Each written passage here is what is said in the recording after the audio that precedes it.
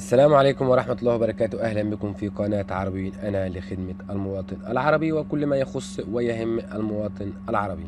كل عام وحضراتكم بخير وتعود عليكم الأيام بألف خير. النهاردة حضراتكم معانا درس جديد ومهم في احتياجنا اليومي. موضوعنا النهاردة ازاي تقدر تحمل من اليوتيوب أي فيديو من خلال الأندرويد أو أي موبايل شخصي أو حتى من خلال الكمبيوتر العادي بتاعنا. الطريقة سهلة وبسيطة، وطبعا زي ما تعودنا بدون أي برامج.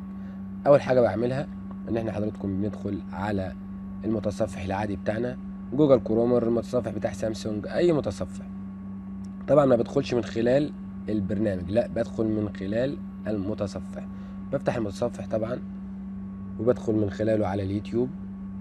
لو عندي فيديو حابب ان انا احمله زي الفيديو ده، بطلع فوق عند رابط الصفحة وباجي قبل كلمة يوتيوب بمسح كل الحاجات المكتوبة.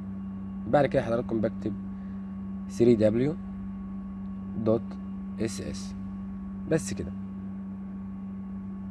بعد كده حضراتكم بدوس تنفيذ، بيفتح عندي الصفحة اللي حضراتكم شايفينها. بختار طبعا الصيغة اللي انا حابب ان انا احمل بيها. طبعا حضراتكم شايفين الصيغ كتير اهي.